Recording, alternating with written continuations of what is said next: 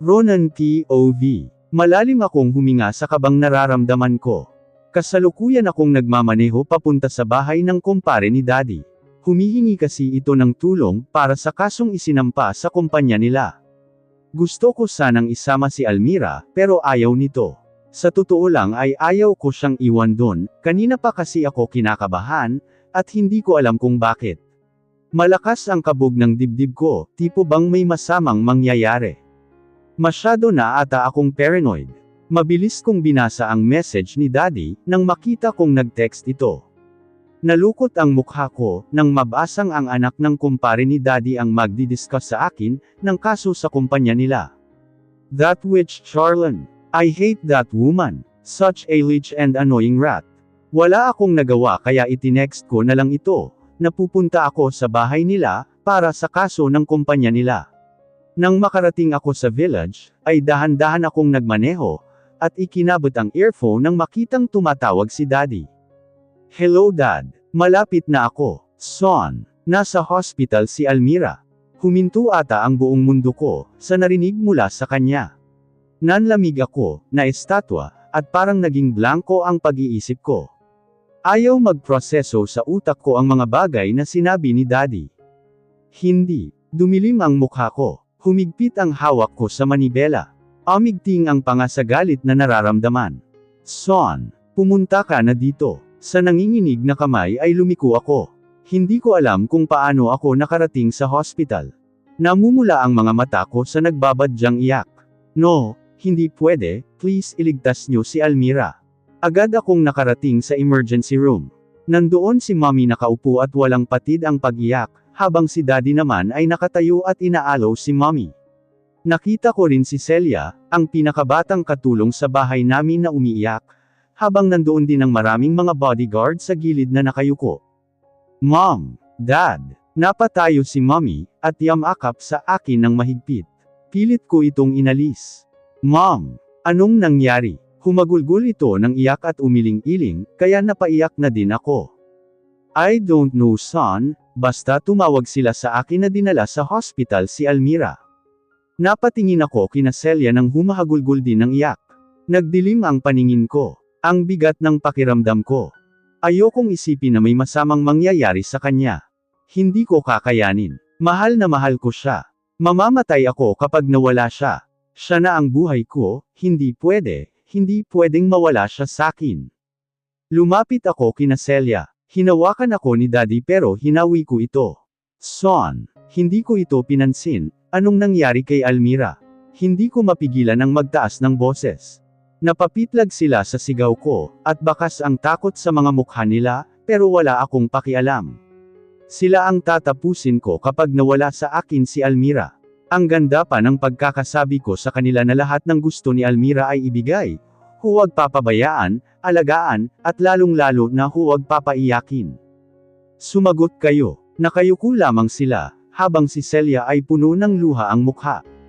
Senyor ito, nahulog po siya sa swimming pool, tumama po ang ulo niya sa kanto. Hinawakan ko si Celia sa magkabilaang braso, at niyugyug-yugyog, wala akong pakialam kung mahulog ang kanina. Niya pang hawak na zest Ina naman Celia, di ba sabi ko bantayan mo siya? Bakit hindi mo ginawa? Lalo itong napahagulgol ng iyak, pero wala akong pakialam.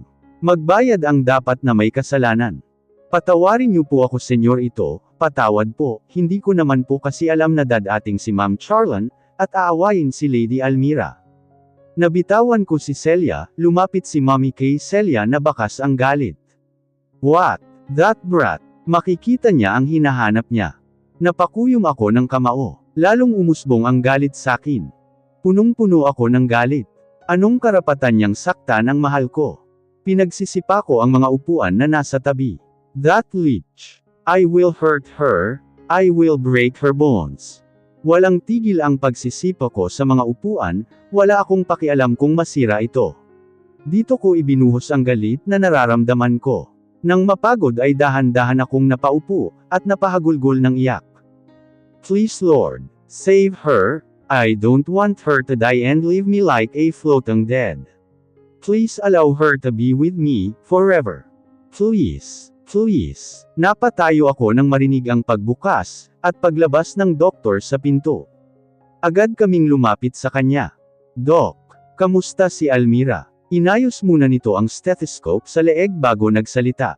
She's safe now, General. Ipapadala na po namin siya sa private room. Nakahinga kami ng maluwag, pero hindi pa rin nawawala ang galit ko. Pasensya na po kayo kung medyo natagalan kami, sinigurado po kasi namin na hindi maaapektuhan at ligtas ang baby. Napasinghap kaming lahat. Napatulala ako sa doktor. Nakaawang ang labi ko sa sinabi nito. Binundol ng kaba ang puso ko.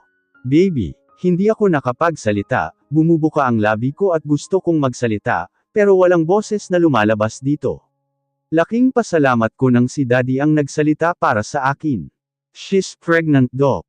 Ngumiti ng malawak kay Daddy ang doktor. Yes, she's 5 weeks pregnant. Humarap ang doktor sa akin. Congratulations, General, you are going to be a father. Make sure na magpapi-check up po siya. Kailangan alagaan siya ng mabuti, dahil nasa stage pa siya ng maselan, at lalong-lalo na po ang bawal ma-stress.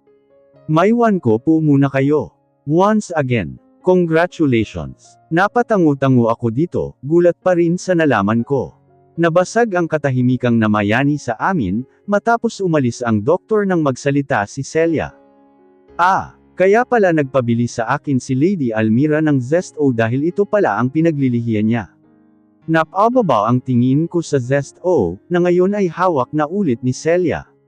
Nanunuyot ang lalamunan ko nang magsalita. She wants that. Zest-O. Opo, senyor ito. Napakagat pa ito ng labi bago magsalita.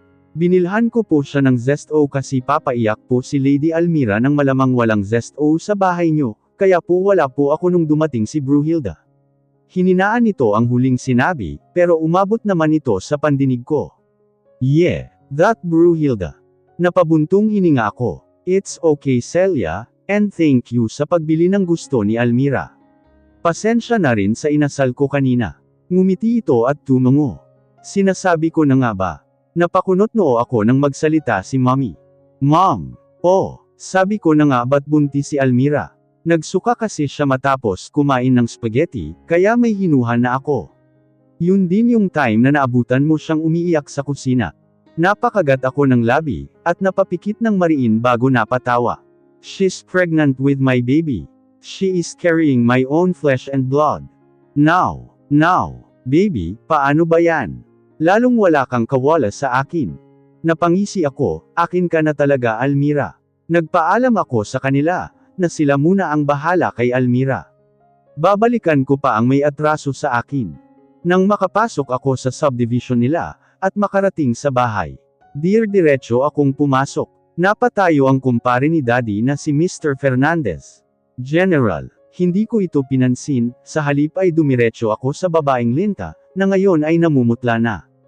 Ronan Aksedan, hindi ko ito pinatapos na magsalita, sa halip ay sinampal ko ito ng malakas, kaya napaiyak ito, pero wala akong pakialam. Narinig ko pa ang pagsigaw ni Mr. Fernandez. Pasalamat ka at yan lang ang inabot mo sa akin. Dahil kung may nangyaring masama sa mag-ina ko, masasakal talaga kita. Don't you dare come near to them. Or even in my sight. Because you will never like what I can do to you.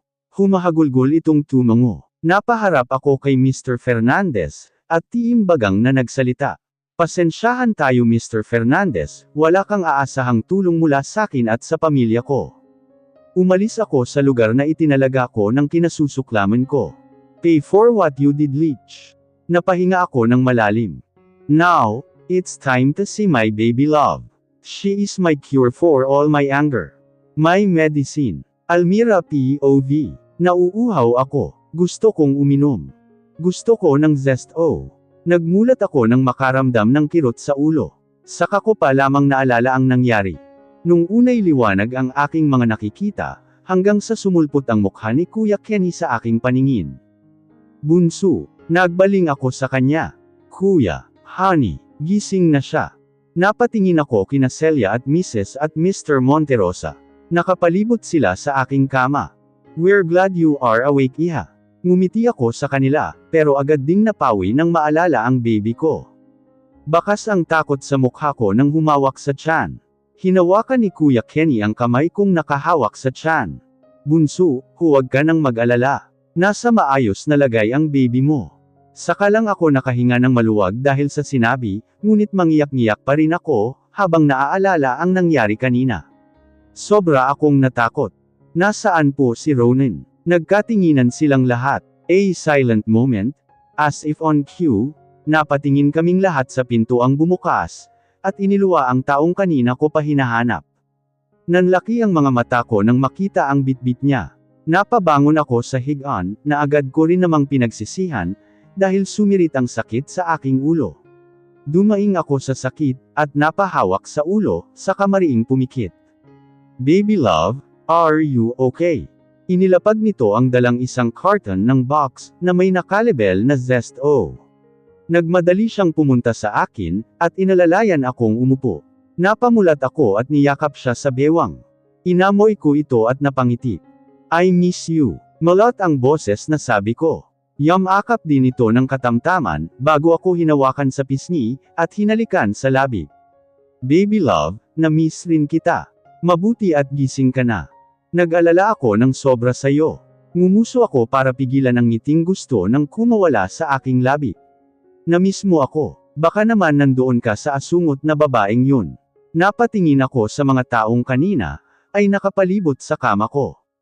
Dahan-dahan silang umalis, hanggang sa kami na lang ni Ronan ang natira sa loob ng silid. Nagdilim ang mukha ni Ronan, at amigting ang bagang. Huwag mo siyang mabanggit-banggit baby love. Kumukulo ang dugo ko. Hindi ko siya mapapatawad sa ginawa niya sayo.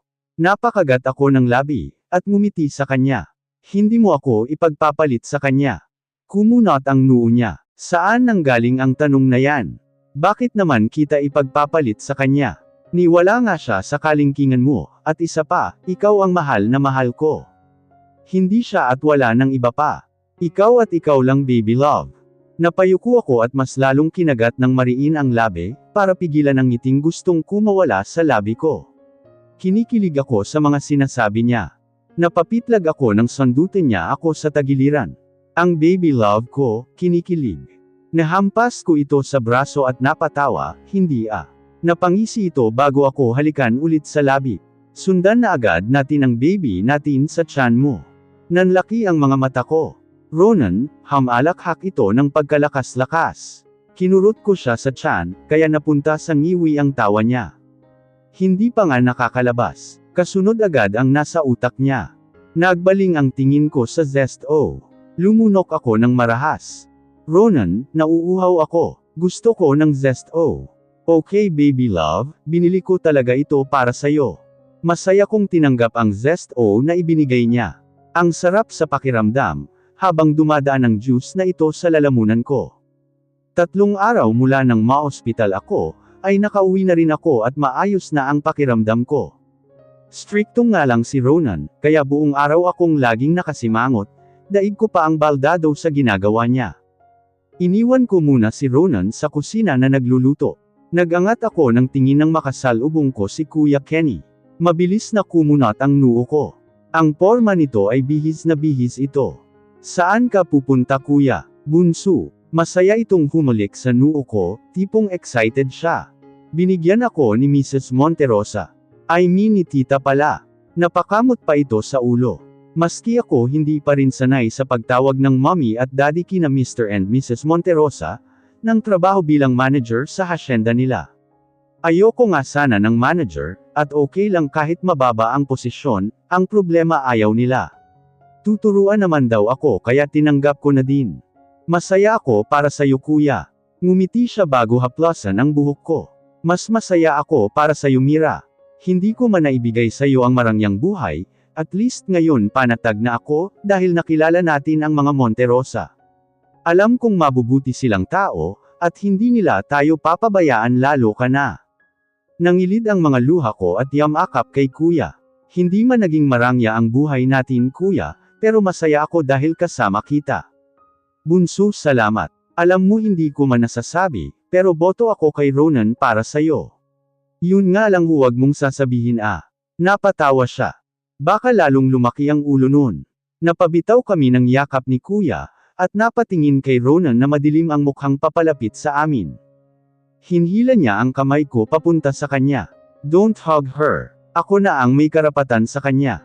She is going to be my wife now. No hugs and also no kisses. Napatawa kami ni Kuya Kenny, dahil nitong mga nakaraang araw napapadalas ang pagiging seloso niya, maging sa mommy at daddy niya. Siya lang daw ang may karapatan. Ngumisi si Kuya at hinhila ako papunta sa kanya. Talaga, pero ikaw na rin ang nagsabi, magiging asawa pa lang pero hindi pa, kaya akin pa ang kapatid ko. Hinhila ako ni Kuya paalis. Napasulyap pa ako kay Ronan na masama ang titig sa likuran ni Kuya. Nang makarating kami sa pintuan, humagalpak ng tawa si Kuya, kaya hinampas ko siya sa braso. Kuya naman sorry na bunso, ang sarap talagang pagselusan niyang si Ronan. Umuusok ang ilong. Ewan ko sa'yo Kuya, umalis ka na nga. Hahaha, sige bye-bye. Ngumiti at tumungo ako sa kanya at kumaway. Bye, ingat Kuya.